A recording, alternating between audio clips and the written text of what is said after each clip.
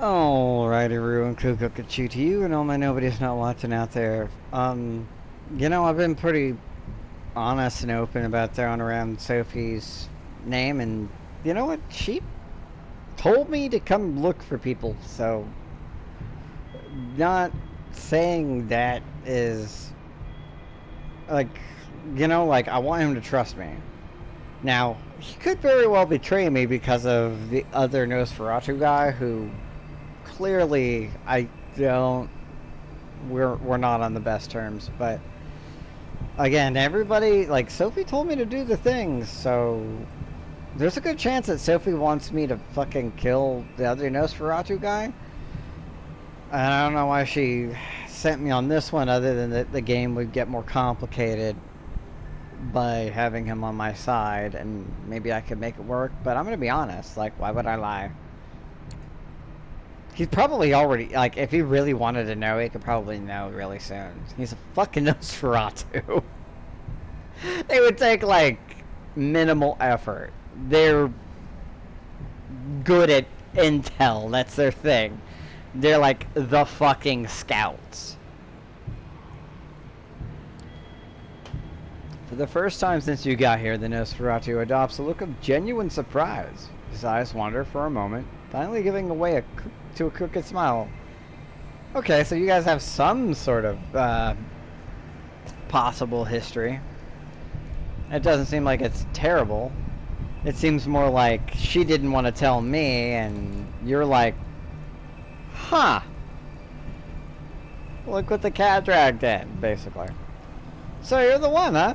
The fledgling, the Toreador Dame spared? Yeah, that makes sense.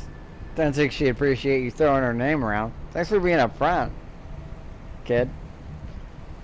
Look, she told me to do the thing, alright? If she gets mad at me for throwing her name around, I'm doing it because she told me, now go out and make some friends, play nice. Why wouldn't, like, if she didn't want me to advertise her name at all, she should have fucking said something. That's on her. Like, you're a Toreador. If you want me to be all subterfuge and all that shit, then, you know, secret agent, man, then you should tell me. I'm a neonate. I'm a fledgling. A stupid little fucking ignorant nobody. Come on, man. Threw me a bone. You know. One blink is enough for you to miss D'Angelo vanishing from his chair. Just when you're about to look around, he appears right next to you. Up close, the smile is even more unnerving. It's just showing off. Alright, moonlight's burning. Let's get cracking. Yup, let's go. Hey, real quick though, have you seen Chappelle's show? Can you do the Tyrone dance? That would totally make him hate me forever. But so I'm glad that I can't do that. But I just thought it was kind of funny. With a certain fascination, you watch D'Angelo stumble his way across West Brooklyn. Oddly animated, incessantly scratching his face and neck, stopping every once in a while for a bout of mumbling narration, he is most certainly a sight to behold. Huh. The whole scratching thing, like, I assume that has something to do with, you know, being a Nosferatu. If he has a skin condition that makes him highly uncomfortable, or alternatively his living conditions, you know, make him prone to parasites and stuff, and itchy stuff or whatever, that makes sense. The mumbling, that's some Malkavian shit. I don't know about that. I'm a little concerned. Still, he seems to be getting around okay, and you take particular note of the fact that he seems to be choosing the darker, less frequented streets. There's definitely a method to his madness. That's the thing, though. It's like, I'm literally, last night, I got into a car accident with a crazy person. They are just, wow, there's so much to unpack there. I'm still not ready. Like, I need a storage unit for all I have to unpack. You're not helping. Eventually, your leprous guide takes a sudden turn on Van Buren's... Fuck. I'm sorry. It made me laugh. It was kind of funny. Van Brunt Street and into a particularly dingy alleyway. The torn pieces of yellow police tape are a dead giveaway. This has to be the place. Well, you just sort of like walk. Well, here we are. Time for you to earn your stripes. Well, he just fucking... He knew where we were going. What is he just... Well, I mean, he's an Nosferatu. He's got Auspex and he's a detective, so he... Like, that's his sort of thing. Like, he's really leaning into that, so he probably has, like, extra things that I definitely don't. But it's like, what am I following around a fucking bloodhound on a leash? Just, like, sniffing around, being weird. Just like, I don't get it. I'm not a dog. I don't know what this is. Like, fuck. This is where they found him. Drain dry. Not a drop of blood in him. Blood in him. Blood. No blood. No blood. No blood here. And before you ask, no, I didn't get to see the body. So, I don't know if there were any bite marks. Honestly, again, we all have the ability to just sort of, like, lick. And, in general, most of us are going to do that. It's an innate ability that is not significantly relevant to any clan. If you can't do it, it's a thing that's, like, actually, like, wow, you took a demerit or something. But there's the Sabbat who choose not to because they're like, we don't give a fuck. We're all about letting people know that vampires are a thing. Let them be scared. It's like, that's dumb as hell. Everybody gotta eat. Don't do that, but whatever. So, what can you tell me? You take a moment to examine the crime scene. Judging by the chalk outline on the pavement, the man was killed recently. Do you want a cookie? Like, fuck, man. Like, the doy. Curiously, there doesn't appear to be a trace of blood or viscera. And you know, the city's cleanup crew isn't that fast or thorough. Now, they're gonna leave whatever's there. Like, unless there's a whole fuck ton of it. And even then, it just gets moved with the body. There's gonna be a shovel or something after pictures are taken. Looking up, you notice a spray-painted sign on the wall. It reads, "The blood speaks," in big, crooked letters. You look to D'Angelo, the Nosferatu gives you an expecting look. I get the feeling it's got like a sort of like raised eyebrow, like, and the graffiti looks like a clue. How come there's no blood? No good answers. Fuck me. I have Auspex. I'm not even hungry. I haven't fed. I don't... This game is so like... It's not... It's so, like, unreliable in the sense it's like, oh, wow, you know, I got hurt, but I'm fine later. And, like, I don't have to feed. It's like... I'm not saying I want to have to feed. I'm saying that it's weird, you know? I'm just gonna say the graffiti looks like a clue, but it's fucking obvious. It's like, how come there's no blood, you know? Like, obviously. That looks like a clue. I can't help but say that. It's like an idiot.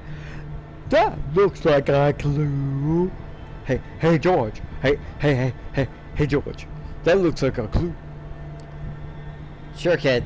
Might as well start with the elephant in the room. What do you think it means? Go ahead. Don't hurt yourself thinking too hard about it, though. It gives a sign of a good hard look. It's no Rembrandt. The writing is jagged, clearly done in a hurry. So, it's not a Banksy. It seems desperate. or it's meant to throw us off. I have no indication of why it would be meant to throw us off.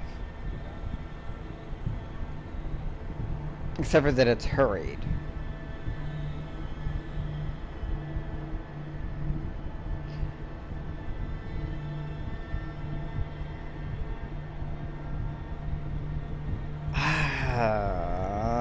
Thinking about it, I feel like I should say it's meant to throw us off, but I don't have any real reason for it. Good heart, listen to Rembrandt. It's the rattiest jacket, clearly done in a hurry.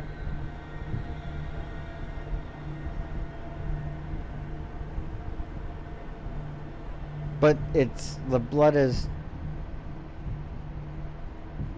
No, I'm gonna go with it's meant to throw us off. There's just some part of me just says that's right. It's meant to throw us off. Nah, I can see why you'd think that. But look how crooked the letters are. Someone was very nervous, very scared. Definitely meant something to them. Well, that's why I think it's meant to throw us off. They took the time and effort to do it, but didn't have time to put effort into it. What it meant was to sort of cover their trail, but maybe I'm wrong. You're the fucking, detective here.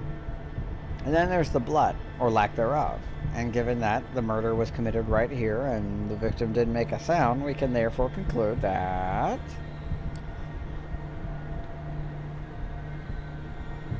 the killer of Kindred would be assumable. How else would they... I mean, like a sedative? That doesn't make a lot of sense. Well, you're gonna sit there and drain them? No. You're gonna... Killer is Kindred. Bingo! Only a Kindred could drain a human this quickly. This quietly. Exactly. It's like... with some fava beans and a nice Chianti. Tell me, if you were to guess, which clan would you say our killer belongs to?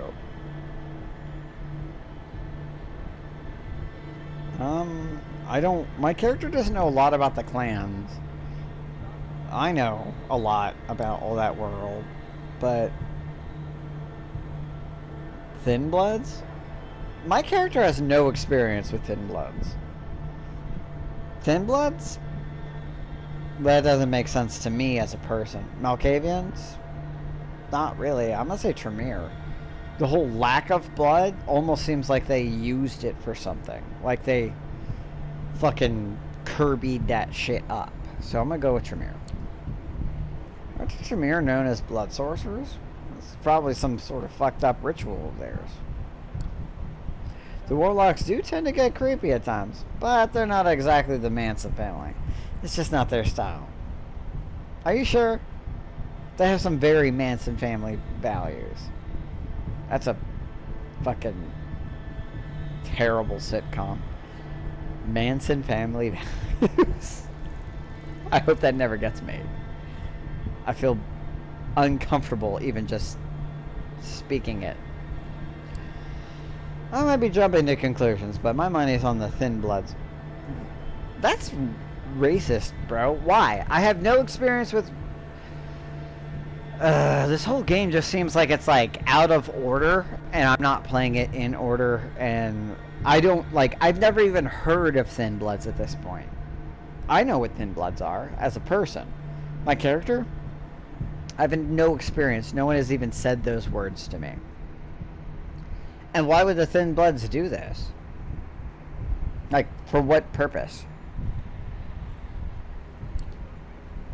He pauses, spits out the mangled remains of a cigar. Shit. Looks like we're gonna have to pay Larson a visit. And I just know who that is. Well, oh yeah, no, I read him up on the wiki or some shit. The Thin Blood Permagen. I'm gonna say you don't sound happy because that's more within my character. I didn't even know there were like the option of a Thin Blood Primogen, because to me Thin Bloods aren't respected enough to have a Primogen. Primogen are for clans. Thin Bloods are clanless, you know? Like, I'm not hating against Thin Bloods. They have their own value, but there's a reason why vampires and canines don't like them. Why they kind of get hunted down. And they're powerful and weak at the same time, depending on how it works for the character. You don't sound too happy about it. It's complicated. Larson's got a neat setup for a Thin Blood anyways. Lives with his family. Mortal family, mind you. Like, some of them can totally pass as still alive. Even potentially have actual, natural, sort of supernatural, organic made babies. With the whole boinky boinky. The bumping uglies. The, bonk diddly wonking. I don't know. I'm just... That's how you get a Dom Pier. But also, it can happen. It's just... Some of them can even, like, be in the sun and be like, that sucks, but I'm not on fucking fire. You know? Even though he's a primogen, he's managed to shield them from kindred politics, and that takes some doing. Especially as a fucking Thin Blood. Thin Bloods aren't... Okay, I don't know. I feel like I'm like... I feel like this game is so, like, outside of what I'm aware of about how the World of Darkness functions, that it's upsetting. Because it's like, dude, that's not how this works. That's not how any of this works. And I just keep having to deal with that. But whatever.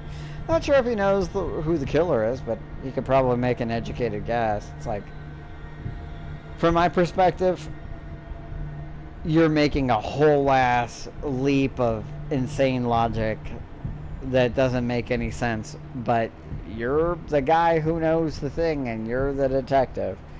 Either you're trying to lead me in the wrong direction for some reason, which is... I don't think that's a likely possibility. But it's still possible. I could accept it, but... It seems more like the game just isn't that complicated. In any case, we'd be doing him a favor if it turns out one of his is violating the masquerade. It would put him in a hell of an awkward position, and I mean shitting upside down awkward. Okay.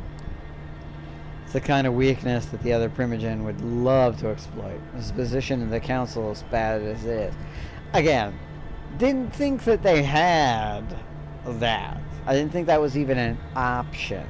Even in well, I guess maybe in New York that makes sense. There would be a lot of Thin Bloods, especially in modern nights. Still, there's a lot of clans that really don't like Thin Bloods, and Thin Bloods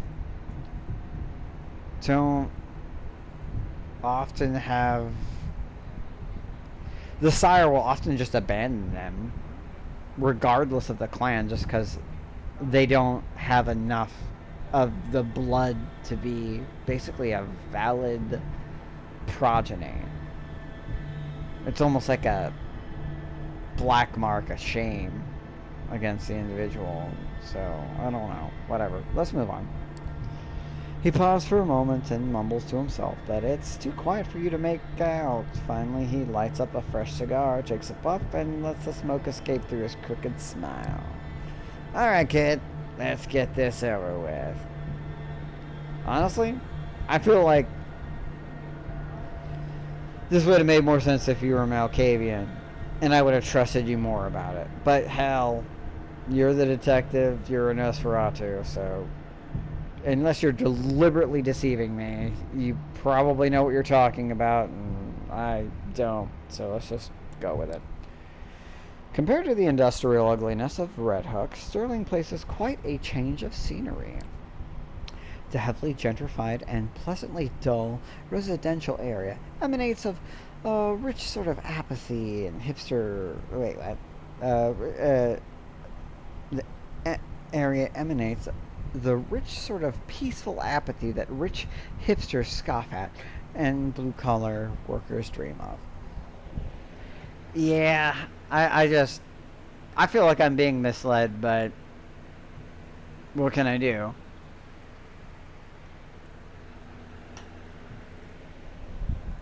I could be completely wrong, and there could totally be a thin blood primogen. They are considered a clan well enough to have a primogen. Although, I don't feel like every clan has a primogen in every city, but it is New York, so... All of a sudden, the Nosferatu stops. It almost seems as though he's taking a deep breath, steeling himself for things to come. That's concerning. This is the place. With that, he points to a surprisingly nice-looking two-story house. The place is almost completely dark. Almost. You notice a dim light shining through the curtains of an upper-story window. It's probably safe to assume that the head of the family is working late, especially if the head of the family happens to be a vampire. Okay, kid.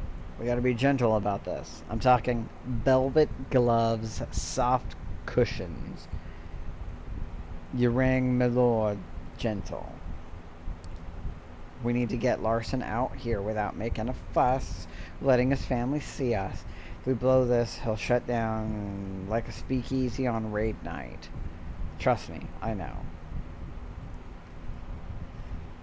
I feel like interacting with you was a mistake. I just feel like your whole detective thing isn't fun, and I'm not enjoying this.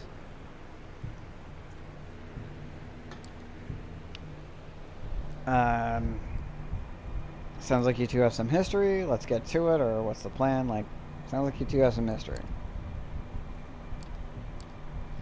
Sounds about right, but that's a story for another time. Right now, let's stick to why we're here. I liked you more before all this. When you had a gun to my back. That was more fun. Tell you what, how about you take the lead on this one? I'm curious to see how you handle it. Why? You have history with him. You're telling me to velvet gloves. None of this makes any sense. You take a step back and look around the area. The lit up window seems like a safe bet. Now it's just a matter of getting Larson's attention. His and no one else's. What am I gonna be like? Throw a little pebble at the thing and just be like, and trying to come up with a viable strategy, you're suddenly startled by a loud noise. It takes you a second to identify the sound as a dog's barking. Since you only figure out where it came from, and a bearded man leading a Rottweiler on a leash comes into view. Yeah, that's some bad news, guy. Ring the doorbell. Throw a small rock at the window. I'm gonna do the 80s rom-com thing, or feeding opportunity, a man walking his dog. No, that dog probably ain't gonna take so kindly to you biting. And then you're gonna have to kill the dog. I'm not hungry. I feel like it's like they're trying to trick you. I don't want to... God damn it, this is so stupid.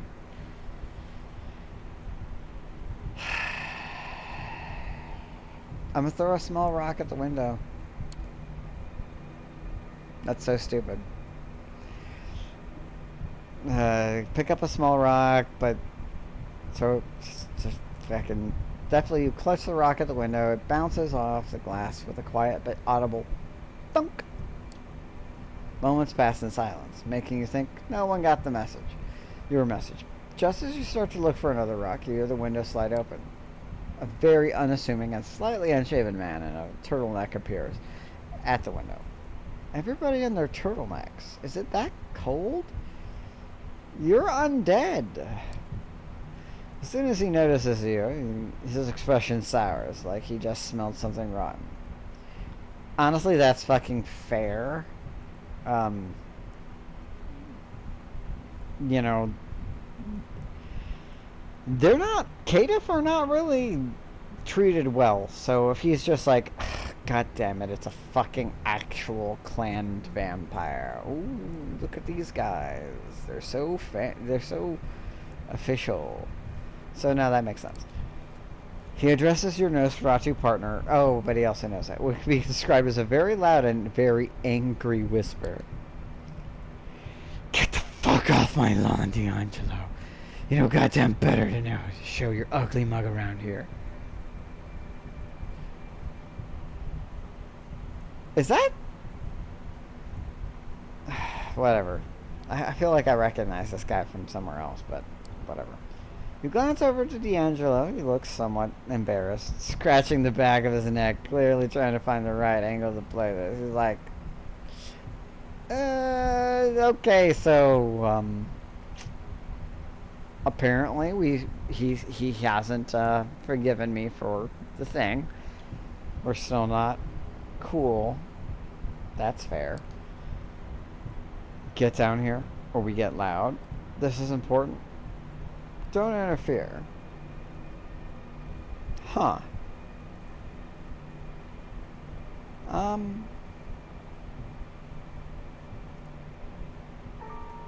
kind of want to see how it plays out. That's the Malkavian in me. It's like, let's just see where this goes. Let's just do the Michael Jackson eating popcorn meme. That's so terrible. I don't think that's a good move. Like, get down here or we get loud.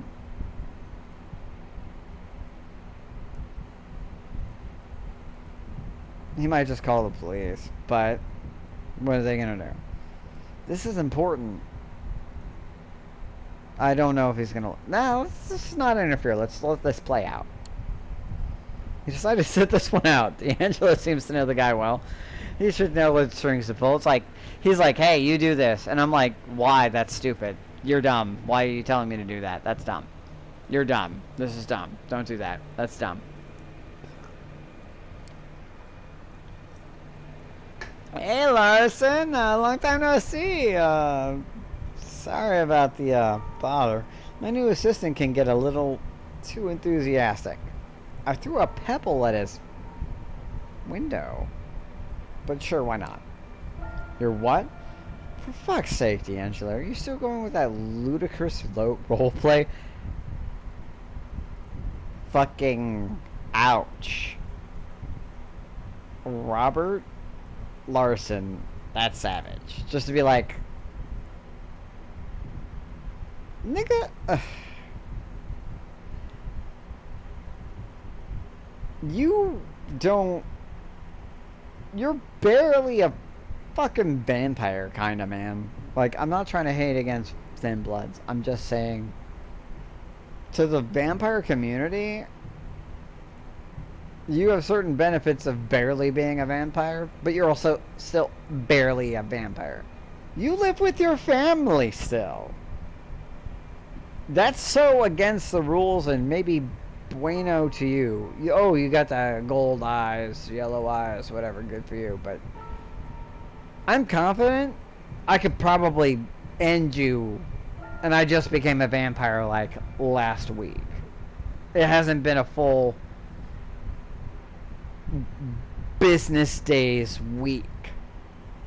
If I ordered something from a company online and it took 5 business days, I might not have it. That's how short I've been a vampire, and I'm pretty confident I could end you, like, instantly. Now, you never know. Caitiff can surprise you. They might have some crazy power you don't expect, but usually their abilities aren't like that. They can, but more likely than not, if they have anything that makes them special, it's going to be about being human. Asshole. D'Angelo lowers his voice ever so slightly. It's subtle but telling. Larson's words clearly got to him. Yeah, that was fucking rude. That was hurtful. But also, he could devour your entire family, and what could you do about it? He could just be inside. Listen, man, you know me well enough. I wouldn't have come if it wasn't important. Maybe I should have just said it was